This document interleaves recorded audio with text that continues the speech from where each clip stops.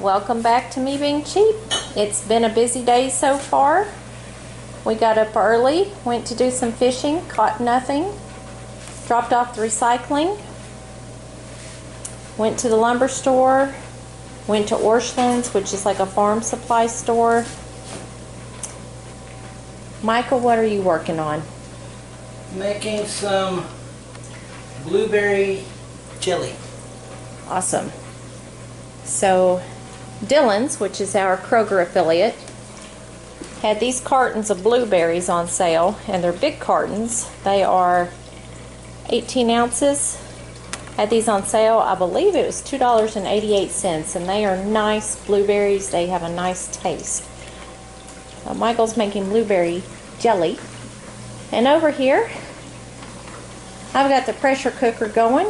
It's not quite up to pressure yet, but I am canning up some beef broth. And over here, I am going to can up some more cherries. They had another batch at our Kroger affiliate. They had them on sale 2 weeks ago, 2 weeks in a row for $1.79. These were actually $1.99 a pound, so 20 cents more. But they are some nice cherries, and so I'm pitting these right now and going to can those up. And I have this nice little cherry pitter, makes the job go a little faster. I bought this at Atwood's, which is another farm type supply. And then over here in the sink, I have 30 pounds of chicken breast that I'm going to put up this weekend. So some of it's going into the smoker for sandwich meat, and I'm going to can the rest. So I'll walk you through some of that process. Stay tuned. Welcome back. The first set of jelly is out of the canner, and it didn't quite set up all the way, so we're going to try things a little bit differently this time. I have just pulled the beef stock out of the pressure cooker, and I did put vinegar in the pressure cooker, but evidently not enough because my jars are chalky. So Michael's got his next pot of blueberries cooking, and I am going to make some sugar syrup at a 1-to-3 ratio for the cherries that I'm getting ready to can. So over here, this made 14 pints. That was 4 bags of those cherries. Probably at the end of the video I'll tell you the total weight of the cherries and the total cost.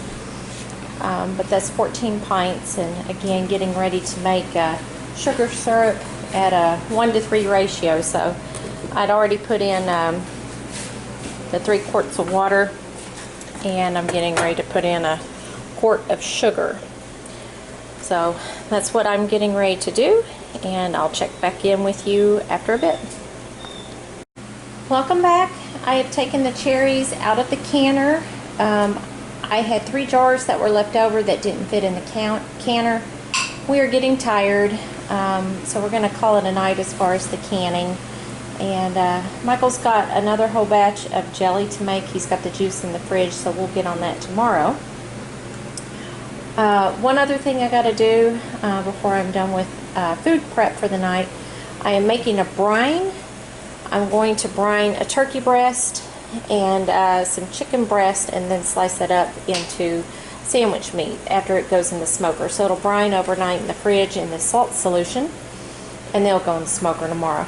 So the recipe that I'm using is the one online for Traeger grills, turkey brine, and I use it's got some onion powder and some garlic powder, salt, pepper, brown sugar, molasses, or maybe it's sorghum. But instead of the fresh sage, I just use the powder sage. And I've done that many times and it works just fine. I don't have any of the fresh, but this is a really good recipe. It's not my recipe, it's the one for Traeger Grill for the turkey brine that's got the sage in it. Anyhow, I've got to, my stove is a mess, but I've got to get this boiling and dissolve the salt and the brown sugar and the molasses in it, and the rest of the herbs and spices. Let it cool down, and then I'll drop the turkey breast down in it along with the chicken breast. Okay, thanks for watching. Welcome back. I have the brine solution made. Again, this is not my recipe. This is the Traeger grill recipe. You could look that up. It is the recipe that has the sage, brown sugar, molasses, onion powder, garlic powder, pepper, and a cup of salt. So I have the brine ready to go. And what I am doing now, again, I had bought, actually Michael and I, we both bought 30 pounds of frozen chicken breast. Now, our Kroger affiliate will put these on sale with a digital coupon about every 3 to 4 months, and you had to have the digital coupon to get the deal. So $4.99, there's 5 pounds in the bag. That works out to $1.66 per pound for breast meat, which is not heard of that often, so it's a good deal. So I'm going to take about 6 pounds of this and brine it. And there is a fly flying around here. Pretty bad year for those.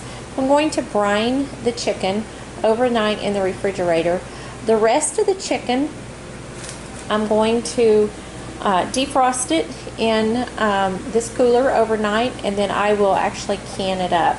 So I've got an interesting little cost analysis of how it saves you money to can your own chicken. We'll talk about that tomorrow while I'm doing the canning. Okay, I've got to get back to finding the biggest breast. Again, the big ones are going to go in the brine solution because then they go into the smoker, and then when they're finished smoking, I'll put them on the meat slicer and slice up the sandwich meat. And what we do then is put it into smaller portions and vacuum seal it. I'll show you. I've got some over here. We do it in 1 or 2 pound amounts, and then I've got this little tub up here. It's a dish pan from the Dollar Tree, and it has different sandwich meat. Like the last time I did this, looks like it was around January. Smoked meat. It's vacuum sealed so it stays fresh. And what's nice about this is you know what's going in it. It doesn't have a lot of preservatives. About the only preservative is the salt,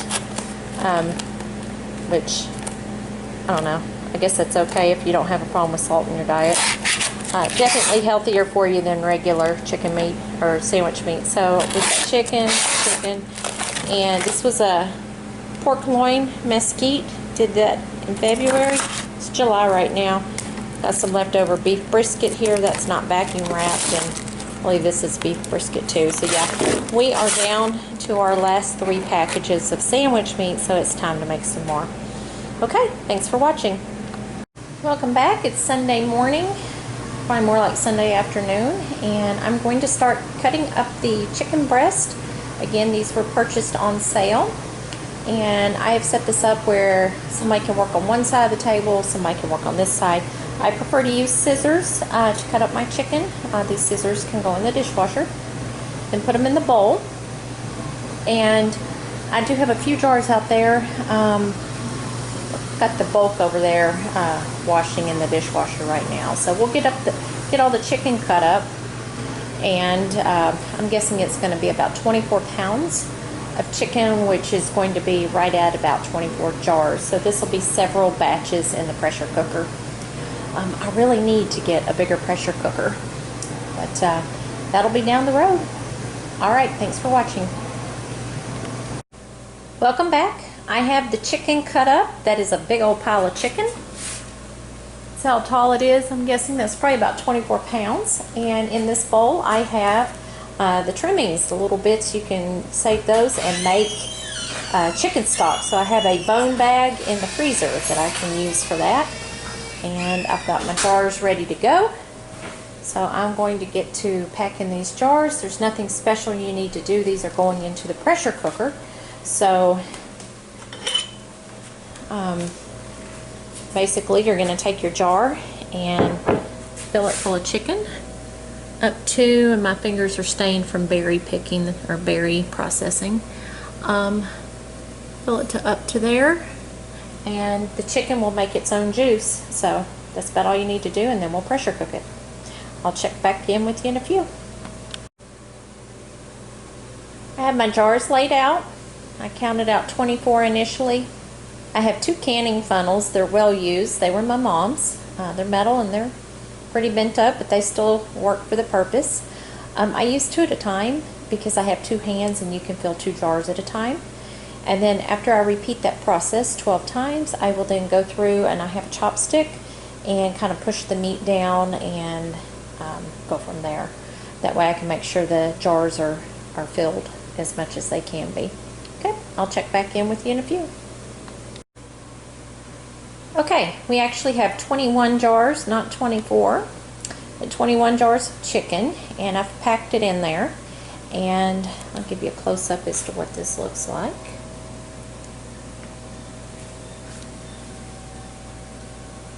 Okay.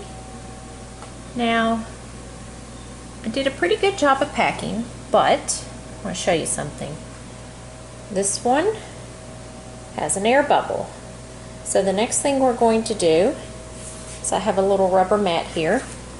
Just squat down so you can see this. Try and do this one-handed without making a mess.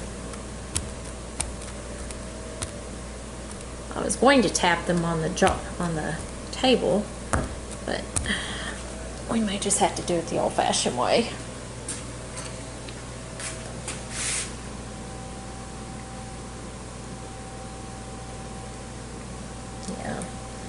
So the next step is I'll go around with my chopstick, release all the air bubbles, and then after that I need to clean the rims. I'll wipe them with a little bit of vinegar, get those nice and clean, get my lids and rings heated up, and then I will start loading up the pressure canner. I'll check back in with you in a few. Welcome back. It's a little noisy in here. We'll talk about that in just a second. First of all, I want to show you the meat that I pulled off the smoker. We have a turkey breast here, and then we've got several chicken breasts. These were brined overnight and placed on the smoker. And we're going to let these cool off, and then I will run it through the meat slicer, and this will be our sandwich meat. Again, a lot healthier than what you get at the store as processed sandwich meat. So that's that. And then over here, I have 3 pressure cookers going. And not only that, but I'm still a couple jars short, having room.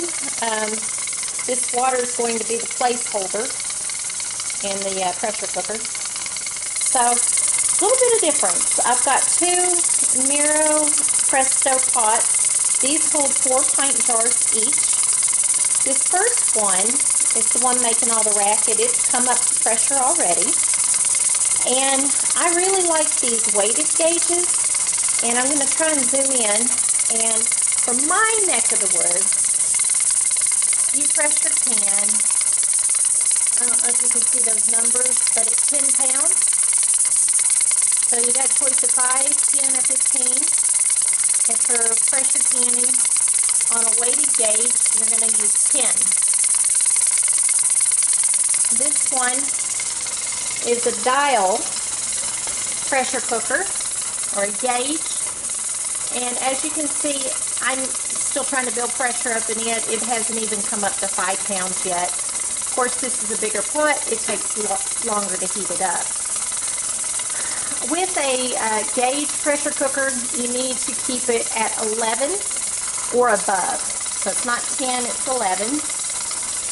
But what I like about these is they self-regulate.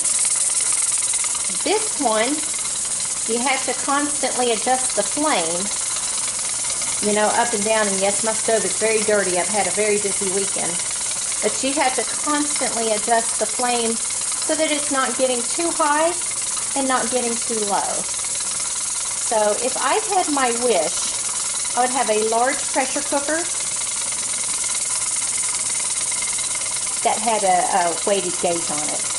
So anyhow, I'll check back with you in a bit.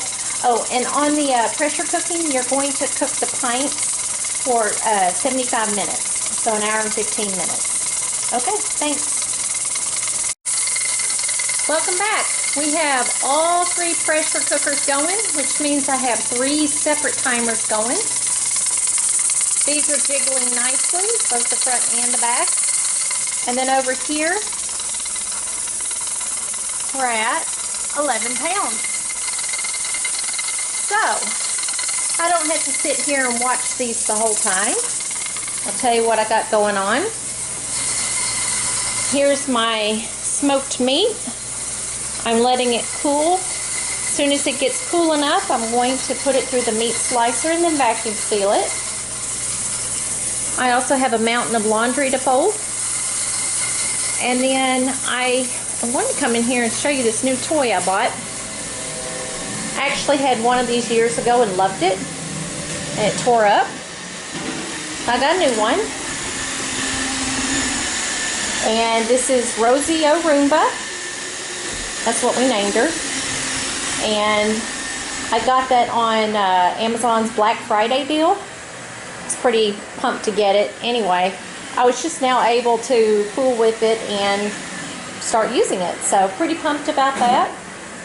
And this is helpful because we're a very active family and people in and out and working out in the yard and coming in, and this will be one chore made easier. Alright, well, I'm going to get to folding laundry. I'll check back in with you later. Hey, welcome back. You probably can't hear me for the meat slicer, but I wanted to show you how you do it. Basically, you turn it on its side. You have the chicken breast on its side, and then you run it back and forth through the meat slicer. And this is what makes your sandwich meat. I bought this at Cabela's. It's not a super heavy duty one, but I have used it pretty regularly for many years and it's been trouble free.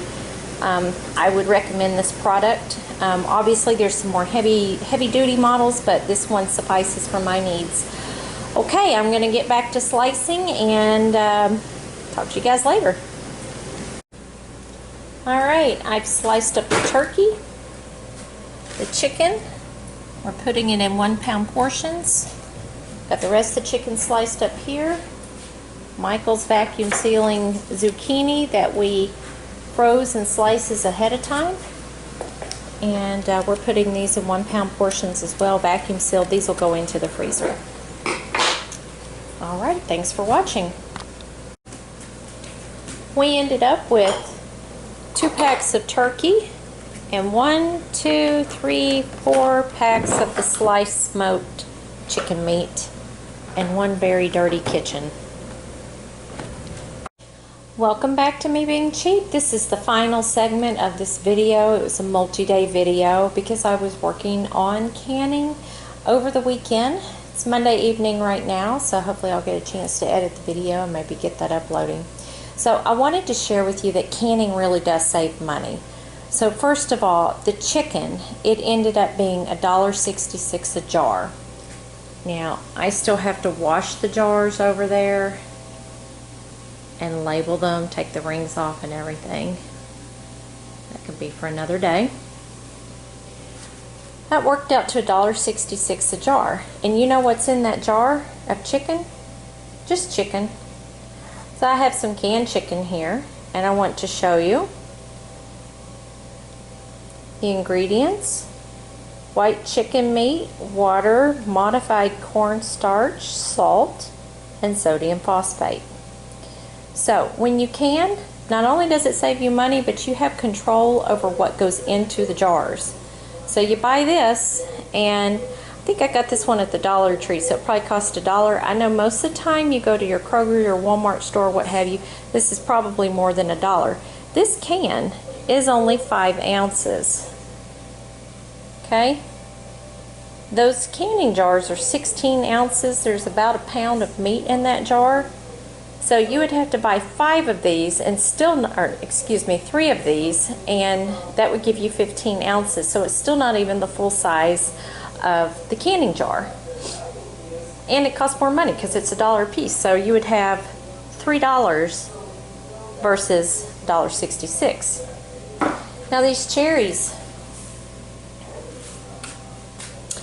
don't they look pretty, and they sure taste good. That worked out to $1.36 a jar. I've got my notes here. That was $18.70 for the fruit and about 43 cents for the sugar. I did that at a 1-to-3 ratio, so 1 part sugar to 3 cups water. So if you pack the fruit in there fairly tight, there's not a whole lot of syrup. So a 1-to-3 ratio is not a heavy syrup. And I would like to show you something online for the local Kroger affiliate. I was just comparing prices. And so the cherries, given the cost of the fruit and the sugar, it worked out to $1.36 a jar. And here we have the store brand of the dark sweet cherries, and it's $1.99. Alright, and that's for 15.25 ounce, so it's not even the full 16 ounces like the jar. So we're already saving money. But let's take a look at this ingredient list. Cherries, water, high fructose corn syrup, and sugar. So I know sugar's not that good for you, but at least these cherries just have the plain cane syrup and not the corn syrup. Or cane sugar, not the corn syrup. My goodness, I can't even talk tonight. So, saving money on cherries. The blueberry jelly worked out to $1.06 a jar. Now, we ended up with 24 jars of blueberry jelly. And you gotta wonder, what are you gonna do with that? Well, the jelly, it lasts multiple years. Also makes nice gifts. I tried to do some searching online, and there's a lot of varieties, and so I can't really tell you if that's saving money or not. $1.06 a jar seems rather cheap. But looking at a lot of this one I had in my fridge, this was actually a grape jelly. But these also have corn syrup, high fructose corn syrup, pectin, citric acid, and sodium citrate. So the blueberry jelly has blueberries, water, sugar, and the pectin, which is the stuff that helps it gel up. So again, I'm guessing we're saving money, but I could not find a real good equivalent. So that's $1.06 a jar. The broth, that cost me nothing because that was a piece of beef that was tough, and nobody was excited about eating that. I've got this broth, nice and rich. It's got some little pieces down in the bottom. This costs nothing, and if you buy an equivalent at the store, you can pick these up during the holiday season for 50 cents a can. The ingredients on this are actually not that bad. So the ingredients are beef stock, contains less than 2% of salt, natural flavoring, yeast extract, carrots, celery, onion. So my broth does not have any salt in it, so anyway, it could be a little bit healthier. So I'm going to go with these 4 examples. This saves you money just for the materials involved. But what about your time? A lot of people say, I don't have time to do that. Well, if you're on a budget, you need to be saving money, and canning food is one of the ways you can save money. So you can actually do the canning with a friend. So Michael and I worked on some canning this weekend, and he was doing the blueberries while I was pitting the cherries. And you can just sit there and talk. If you don't have a friend to help you out with the canning, you can sit in front of a TV. I don't know how many of you as kids remember sitting in front of the TV and shelling beans. But you could do that. A lot of times I catch up on audiobooks. I listen to YouTube, or I listen to some of the podcasts that I like to listen to. You can also involve your family. Little kids love to do this. I've got pictures of my kids when they were little running the KitchenAid, the food grinder, or running the tomatoes through the sieve. So involve your friends, involve your family. The other thing that you could do is do it in batches. So for example, maybe one night you just gather your jars and get them scrubbed up really good. Maybe night 2, you pull your chicken out of the freezer and put it in a cooler so it could thaw during the day. And then maybe that next night, when the chicken is thawed, maybe you just sit down and cut your chicken into pieces. And then maybe the next night you can put the chicken into the jars, and then when you have a little bit more time, you can run the pressure cooker. Or the option is if you have a tiny pressure cooker, like I had one that held 4 jars, maybe you just do a little bit at a time. But again, the time that the pressure cooker's going, you don't actually have to sit there and physically watch it. You need to be in the same room or close. But anyhow, the other thing is consider this as part of your food prep. So I did many jars of chicken. And so the chicken is very versatile. And so every time that you're going to cook a dish with chicken, you have to dirty up a dish. You have to cut the chicken up, you have to fry it, and that takes time. But in this way, you've got all this chicken. It's already cooked and ready to go. You've only dirtied the dishes up once. You can just open the jar and dump this. And so if you work a full-time job, like I do, trying to get a healthy meal on the table quickly, it's a challenge. So having your chicken already cut up and cooked is a time saver. So for example, tonight I'm going to make some green chili, or excuse me, some white chili. And so I've got some chicken stock, chicken broth, a couple cans of white beans, and some green chilies, and then I'll have to put the herbs and spices in it along with the chicken.